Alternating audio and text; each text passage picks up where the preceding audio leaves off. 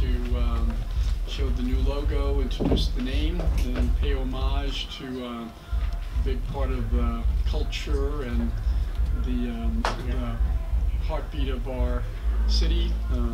Being able to name the team Capital City Go-Go is a thrill. We think the fans, through the research and are working with all parts of the city, just said that this, as Chris said during the interview on television, a no-brainer, just a very natural name, and I think we'll be able to do great things with it. We should talk a little bit about where we are in the build-out of the arena.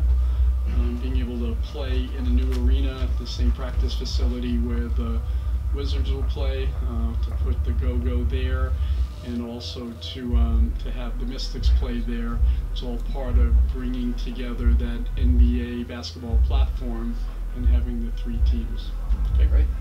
Well, thank you, Ted. I'm Greg Odell, the Events DC. We're the Convention and Sports Authority for the city, so we're so delighted to be in partnership with Ted and with Monumental and with the mayor to create this amazing experience, this sports entertainment arena.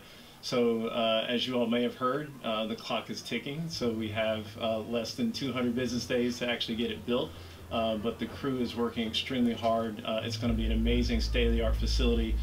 You'll see we'll top off this facility come in January, and so then we'll close the building, and so by September we will be complete. And we'll be ready for all the wonderful Monumental teams, including the Capital City Go-Go as well. So we're very excited. Okay, questions? Will there be Go-Go shows there? So for sure, one of the things we're going to do is lots of diverse programming. So we'll have concerts, and we will certainly have Go-Go there as well. How did the name Capital Go-Go come about? I wish I could tell you it was like real sophisticated. We brought in a third party. It was a natural name. I bet you we had dozens of fans. My seatmate and partner, Roger Modi, showed me from last June a text from a good friend that said, "You know what you want to name this? The Go-Go." And it just was a name that we wanted to be respectful. And we went into the community and asked fans, asked people who would be our neighbors, did they think that this was an appropriate homage to music that we kind of grew up with, music that we felt good about. And we've been doing Go-Go nights here. We've been dealing with Chuck's family, and last year's concert was greeted like just over the top successful, and I just think that it's so endemic to our city, and that's what we want. We wanted a very, very authentic voice, something that was named that people had an immediate connection to, and so the name was very organic. Everything was designed in-house. We didn't have to go find someone to help us to create it. And we have unanimity that it's the right look, the right feel.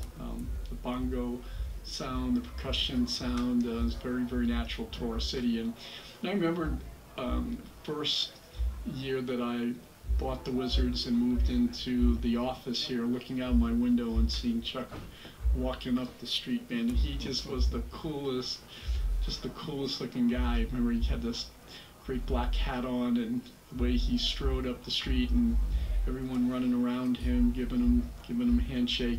So it just feels right for us, and I think the city will bond with it. When you guys officially have the team, just about every NBA team will have them at that point, what do you kind of see?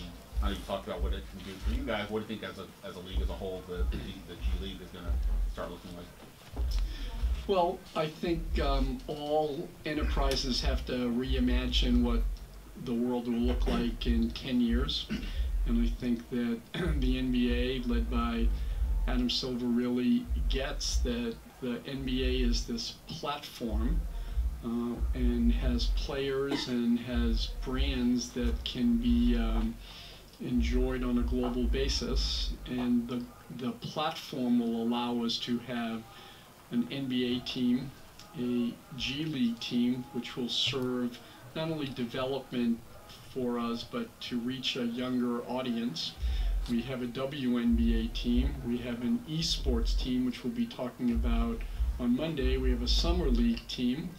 And I think you'll see more and more the ability to take all of these brands, all of these businesses, and turn them into data properties and make a mobile-first kind of world. And so the more brands that you have, the better.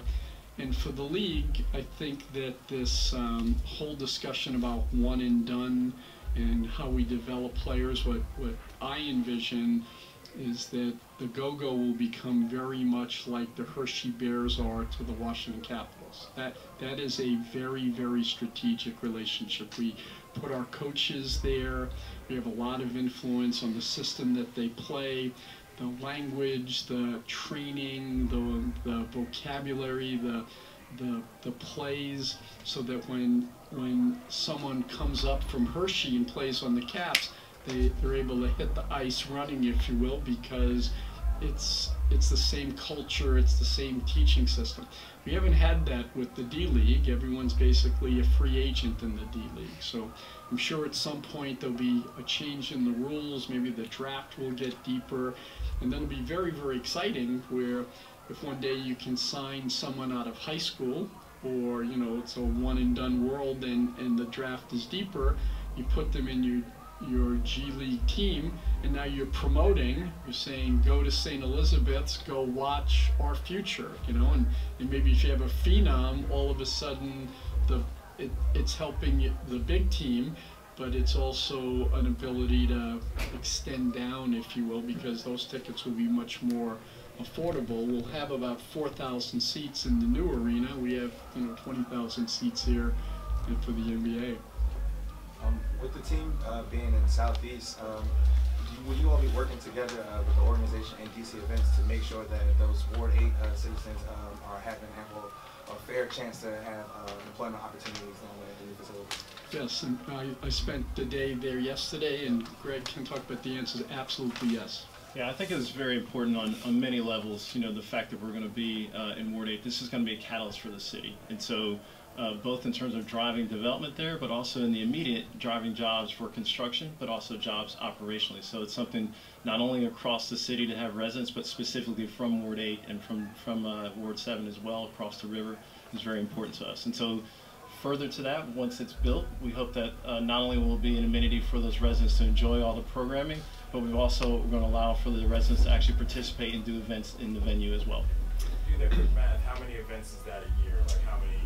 So we've roughly probably about 10% of events on average. If we do 50 of what we call the non kind of professional events, then probably roughly around 5 events will be community events that they actually will participate and actually produce themselves or rent the facility. Some G League teams in the past, or D League teams as well, have had tryouts when the teams first came into action. Is that something you guys have thought about already, or still kind of far off? The answer is yes. You want to open this up to the whole basketball world, and you'll find diamond in the roughs. We're doing things like that for our Arena Football League teams, where we have open tryouts, and it's amazing the talent that comes. You played for a major college program, you graduated 2 years ago, you're working, and you still want to keep the dream going. And there's an incredible amount of talent in the D-League as it is, and by NBA teams embracing G-League teams, we should be able to up the performance, the nutrition, the training, and my expectation is that you want the G League to be the second best basketball league in the world. I mean, right now you'd say that the AHL and hockey is the second best hockey league in the world, and that should be our goal as a league. And I think that for the fans to be able to go in a more affordable basis, a more community-oriented basis, we're going to be very focused on supporting all of the schools in Ward 7 and Ward 8. We're working very, very hard with organizations like Martha's Table. In fact, we were there yesterday, and I went into the convenience store, and I didn't see saw a lot of food, but I didn't see a lot of healthy food. And then we crossed the street, and there had been a delivery of a whole bunch of fresh vegetables. I was like, that's what we want. We want choice. We want to be able to use this great gift that we're working with the leagues to teach moms and dads and families healthy eating, healthy living, and use the athletes as the exemplars to the community.